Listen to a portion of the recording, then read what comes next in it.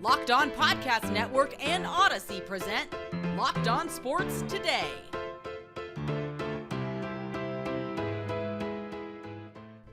Without Kyler Murray, where do the Cardinals go from here?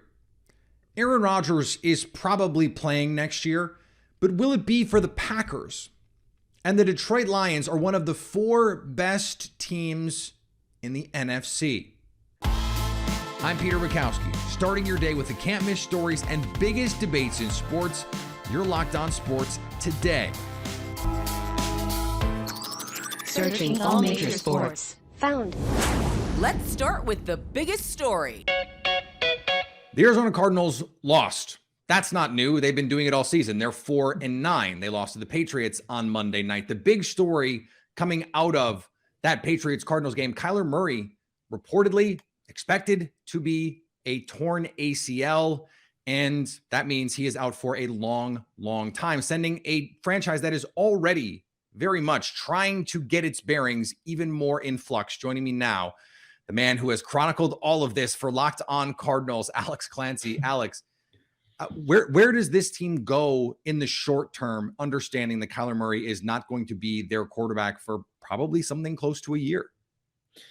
It's a good question. And, I like to have fun with you sometimes on here, but this is kind of like this is a real life application conundrum. Yeah. I mean, they could go a couple different ways. One, you write it out with Colt McCoy. They've got Trace McSorley, who'll be the backup for the rest of the year. But you really have to look at, was it injuries or was it Cliff? Was it injuries or was it Steve Keim? And is there a chance that what happened to Kyler Murray could prolong what I think is going to be the inevitable, that both of these get removed from their post in Steve Keim and Cliff Kingsbury? Or does Michael Bidwell take his cojones, make the right call, rip the Band-Aid off soon, and have a fresh start for the 2023 season? I think the former will most likely happen. The latter should, but all in all, it's a tough blow for the Cardinals. Is this the thing that could send the signal to this team? Hey, this team is not as good as you realize or you thought it was when you tried to make some of these moves. You send out picks to get Marquise Brown, who, by the way, has been better than I think a lot of people thought he was going to be in Arizona this season. Certainly better than I thought he was going to be. But to do what you and I have talked about in the past, more of a rebuild than they have done, because this team is not ready to compete right now in a real way. Could this be the catalyst for that? Potentially. I mean, the thing is, the worst environment imaginable for me was not having Hollywood Brown and DeAndre Hopkins and Kyler Murray playing meaningful snaps together this season. And we just completed that nightmare that they played maybe 60 meaningful offensive snaps, maybe this season altogether on the field, which brings into question, as you mentioned, do you rebuild or do you give DeAndre Hopkins and Hollywood Brown $50 million a year combined? Because that's the alternative.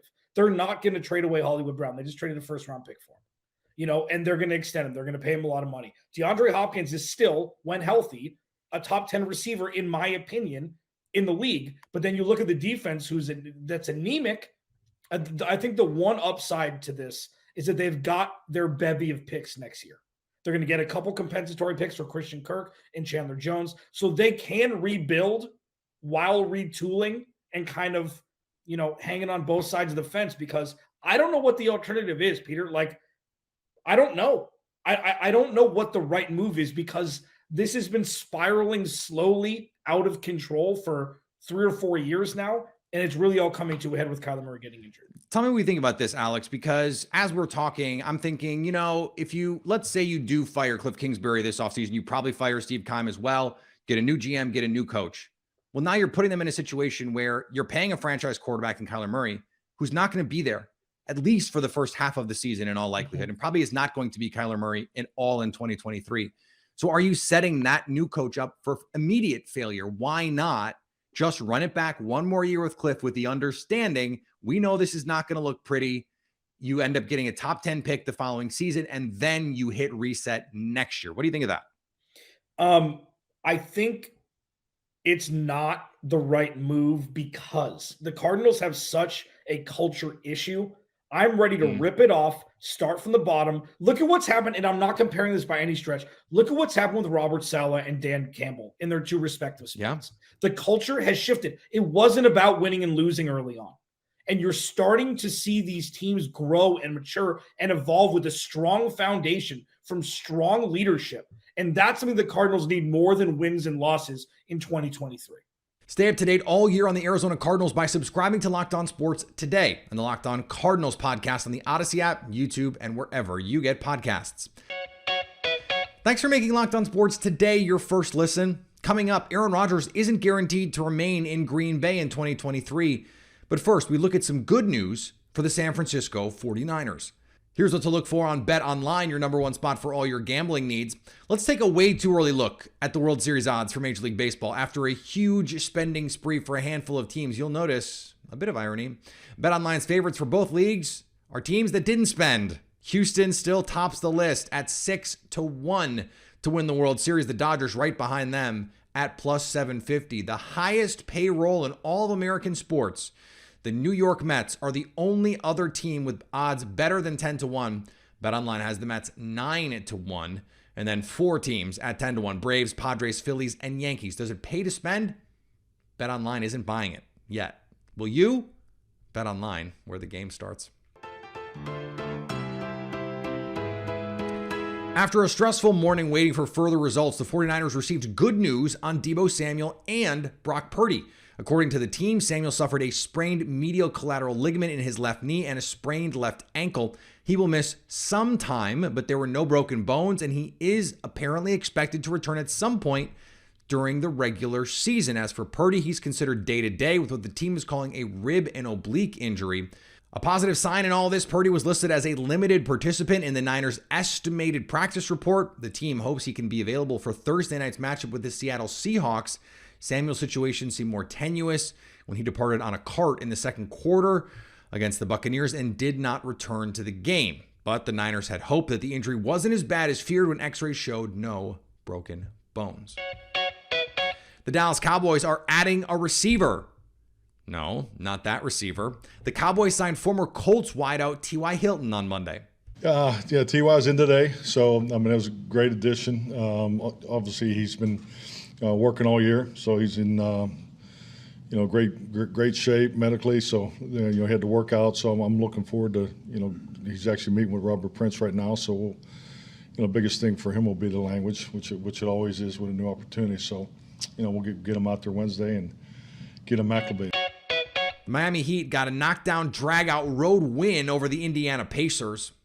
Well, it was the lowest scoring game of the NBA season, but the Heat beat the Pacers 87-82. I'm Wes Goldberg from Locked On Heat. It wasn't pretty. The Heat shot worse than 39%. The Pacers shot worse than 36%. Both teams went 4 whole minutes in the fourth quarter without making a single field goal. But Jimmy Butler scored 7 points down the stretch and gave the Heat enough for the win. And that's all that matters for the Heat, who began this 4-game trip with a much-needed win after dropping 3 of their last 4. Bam Adebayo was the Heat's best player, 22 points and 17 rebounds for him.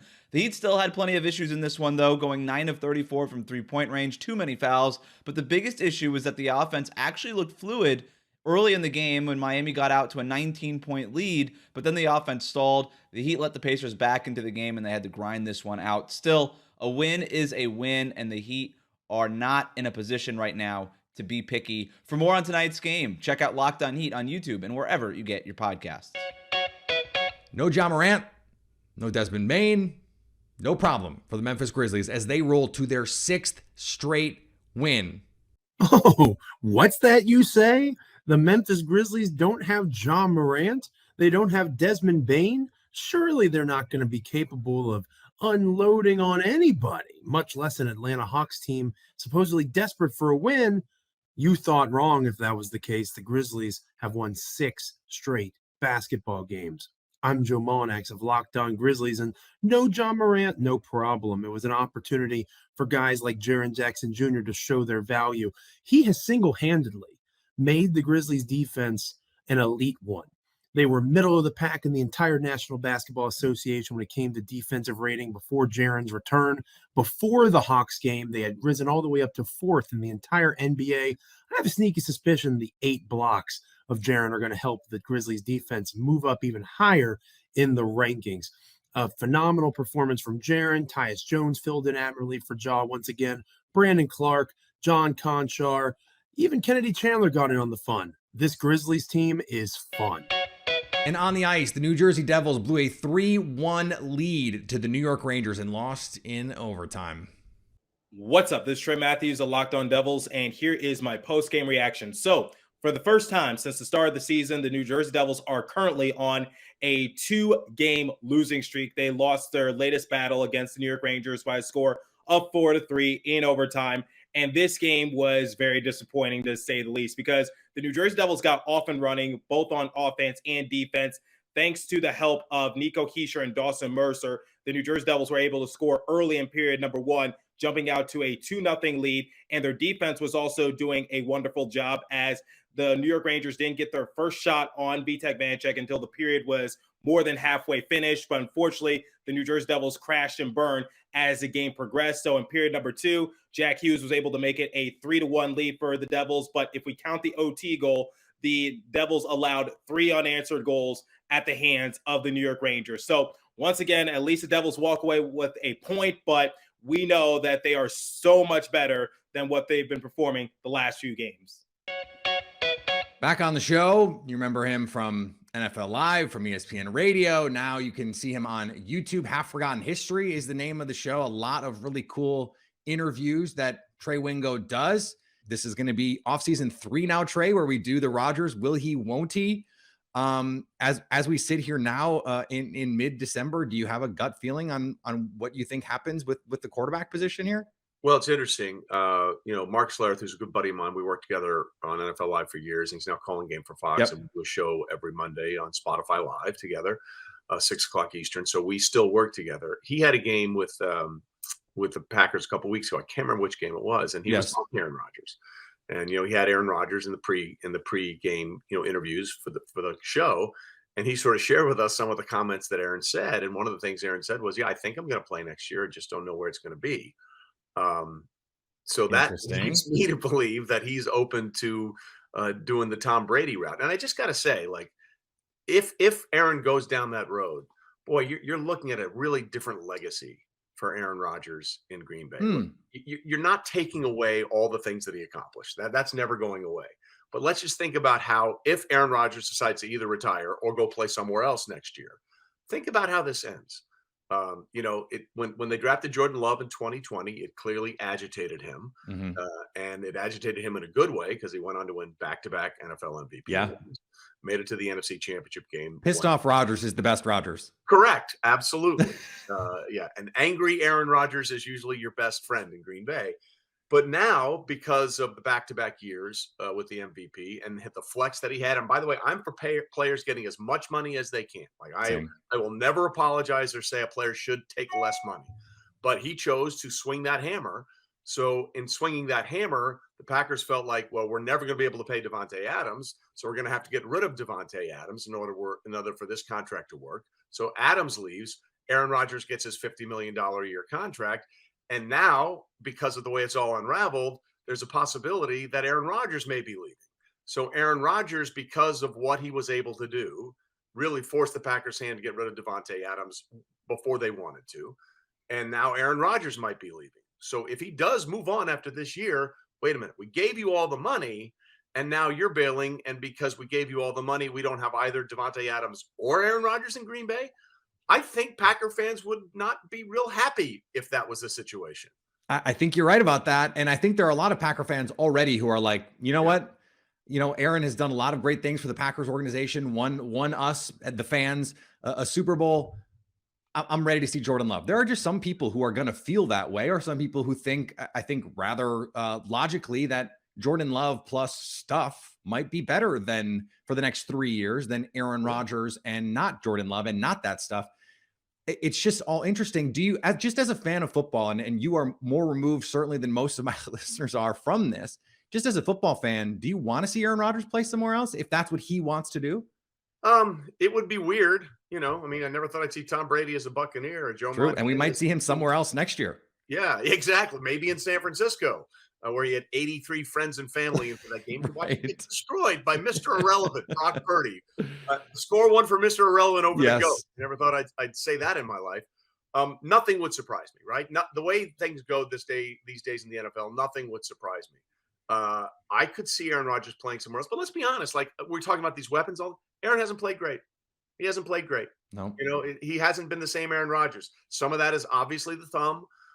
Some of that is now going to be the rib injuries that he's dealing with. And quite frankly, if I'm the Packers and, if you think you're pretty much out of it, I think you have to play Jordan Love at some point down the stretch of the season just to make sure you're good, right? I mean, I thought I saw a quote recently from Gutekunst where he said, we've seen all we need to see. Maybe, and that's great, but it's certainly not a ton of game action, right? Don't you want to see a little more game action? When he came in relief of Aaron Rodgers in that last game, I thought he looked really good. I'd like to see more of that going forward if I'm a Packer fan, to feel good about, listen, there's been the two greatest transitions in the history of quarterbacks in the NFL in the Super Bowl era that I can think of. Montana to Young and Favre to Rodgers. If you can do that again, Rodgers to Love, the Packers are ahead of the game, man. I want to make sure that we have that before we make any decisions or Aaron Rodgers makes any decisions about what happens next. Stay up to date all year on the Green Bay Packers by subscribing to Locked On Sports Today. And of course, the Locked On Packers podcast on the Odyssey app, YouTube, and wherever you get podcasts.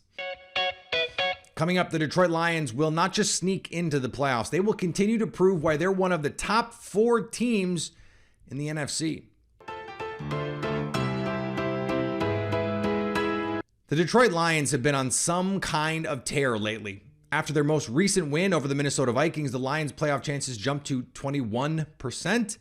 But Peacock and Williamson do not see them as just sneaking into the playoffs. Well, you just said that they might sneak into the playoffs. I think they might roar into. I didn't mean to do that. Lions roar. Sorry, roar into the playoffs. Yes. That was a total accident. I mean, is this controversial? I think they're the 4th best team in the NFC. I think if they play the Vikings 11 times, they win the series. I'm playing the breaking news sounder on that one. The 4th best team in the NFL. NFC. Or in the NFC. Okay. Still, that's big news. That's huge. The Lions, who in my entire life have won one single playoff game. Right. I mean, a month into the season, this looked like a disaster. They're going to have 2 picks in the top 6 or whatever. So let's break this team down a little bit, because I think the Vikings defense, particularly their pass defense, is horrific, and their O-line starting to show some weakness too. But the Lions defense doesn't stink anymore. I mean, it used to be start all your fantasy guys against the Lions, bet that over every time. It's getting a little better. Aiden Hutchinson in particular and the pass rush are starting to show up week after week. I'm not trying to sound controversial, but I think Goff is in Pro Bowl consideration this year, especially in the NFC. Like, I'm not saying he's one of the best quarterbacks in the league, and I've always called him a fair weather quarterback, and I mean that in terms of actually playing in weather versus domes and home versus away. But when things are good, he's good, and I think he's having his best year. They protect him well. They ran the ball extremely well in this game, efficiently. They've got very, very good weapons, and I see the picture here. I mean, we'll talk offseason stuff down the road, but I think Goff is going to be the opening day starter next year. Maybe that's with a rookie, maybe it's not, but this team's in good shape, and they're going to build a lot of defense over the offseason. So the thing about being the 4th best team in the NFC right now is that it doesn't matter. There's 3 teams in the NFC, the 49ers, the Cowboys, and the Eagles. Everyone else is in a different realm. The Lions are in that next tier with the Vikings and the Seahawks and the Commanders and the Giants. There's this mushy playoff middle, and they're in that group. So, okay, if you want to argue that they should be ahead of the Vikings because they just beat the Vikings, that's fine. Now, the Seahawks have a better record. I don't know if you trust Geno Smith or Jared Goff more in these situations. Neither team is very good defensively. Both teams have explosive offenses. So if you want to make the case for Detroit at 4, I'm not going to argue with you. I would put Seattle 4 at the moment, but if you want to put Detroit 4, I have no problem with that. Here's what I do know. The 4th best team in the NFC is not the Minnesota Vikings. And finally, Cam Jordan is feeling slighted. I feel like my name's low-key been slandered, he said in response to the NFL finding him for, quote, faking an injury. The NFL fined Jordan $50,000, even though Jordan says he got an MRI the following day to confirm there was nothing serious. He even followed up in-game with the medical crew, and he said even when he went to the tent, got taped up, went back to the playing field and finished the game. I don't know, seems like he might have been hurt. Thanks for making Locked On Sports today your first listen. Now go find your favorite team's Locked On podcast and make them your second listen. Coming up tomorrow, who's having the best start to the NBA season? So at least until tomorrow, stay Locked On Sports today. Locked On Podcast Network and Odyssey present Locked On Sports Today. For more episodes of Locked On Sports Today, go to our video on demand. Click on Sports at the top of your screen. There, you'll find past episodes of Locked On Sports Today, plus other Locked On shows on demand.